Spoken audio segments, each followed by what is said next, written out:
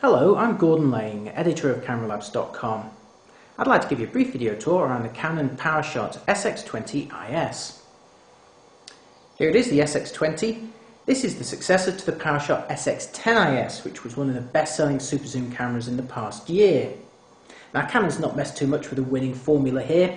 This new model shares the same body, the same 20x optical zoom range, and the same 2.5-inch flip-out screen around the back. But of course, Canon has made a number of enhancements to this camera, so without further ado, let's take a look at the highlights. The resolution of the SX20 IS has been increased from 10 to 12.1 megapixels. And you'll also notice this little message here, that gives you some help. These are the new hints and tips on the SX20 IS. You can turn them off if you prefer.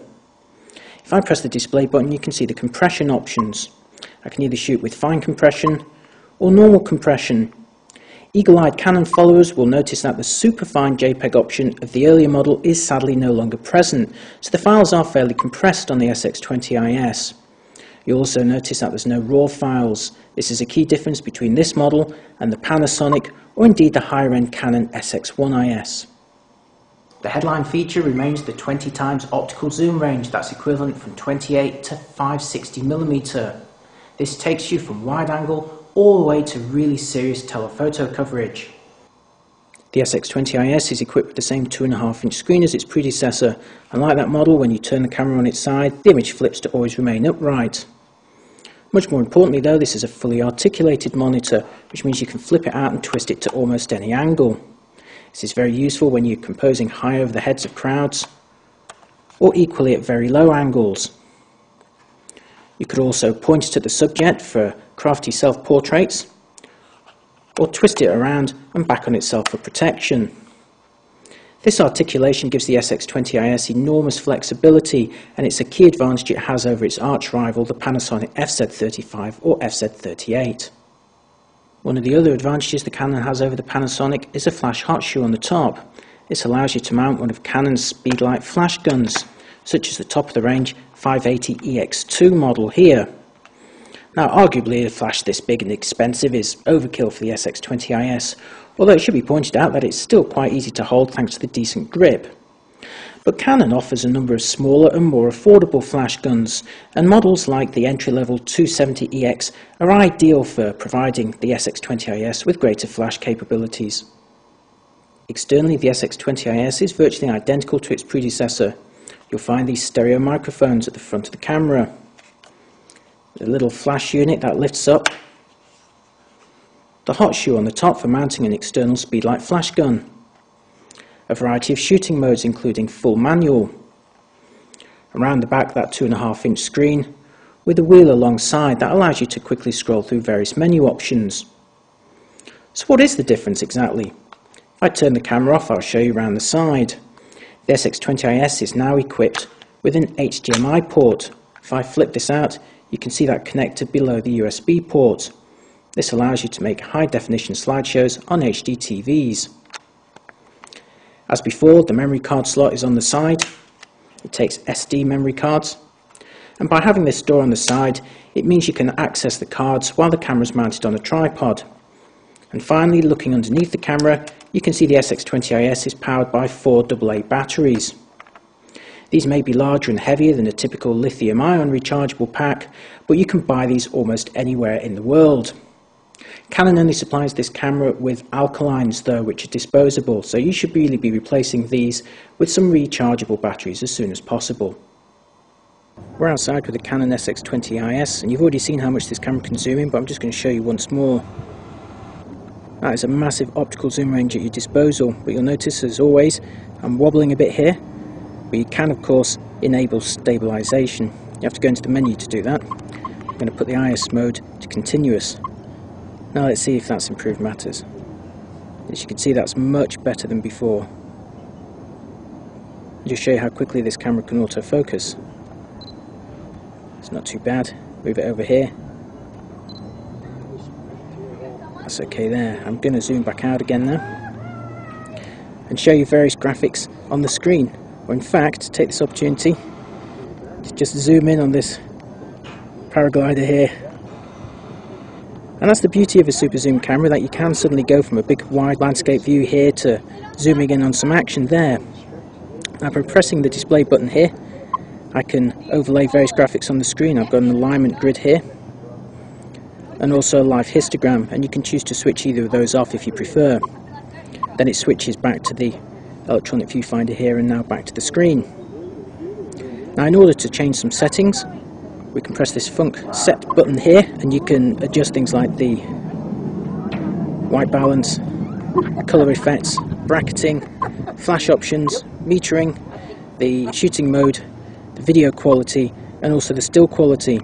Now if I go back to the video quality here, you can see it's currently set to record in its VGA mode. If I set that to its new high definition 720p mode, notice what's happened here. You can see this very thin white border here.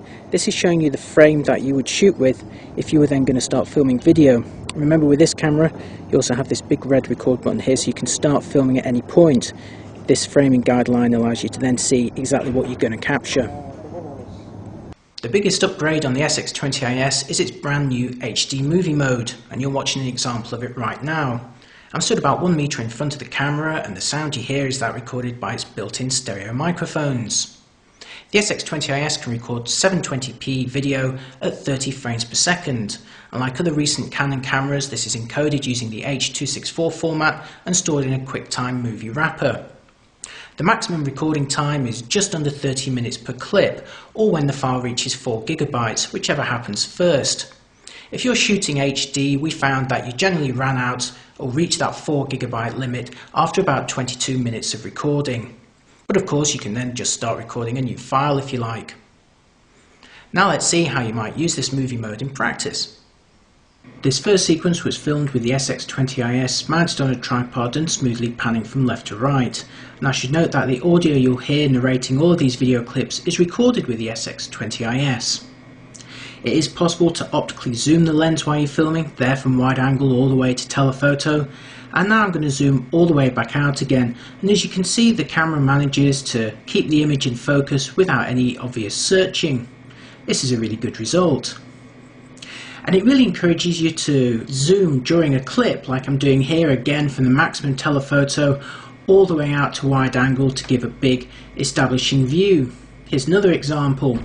A nice tight view of the approaching steamship, and then slowly zooming out to reveal the bigger picture.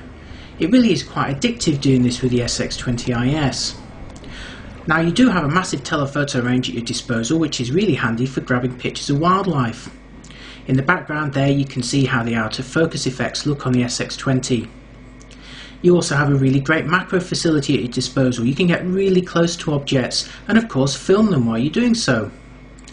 Under low light conditions, a camera with a sensor of this size is never going to produce really clean results, but to be fair, it's comparable to that of most HD camcorders. And finally though, I can't leave without showing you another zoom. Here we are, fully zoomed in and getting ready to zoom all the way out for a big action finish. Grabbing shots like these really is a highlight of using the camera. The enhancements on the new SX20 aren't exactly radical ones over its predecessor, but by improving a camera that was already one of the best-selling super zoom cameras of the past 12 months, well, a great camera's just got even better.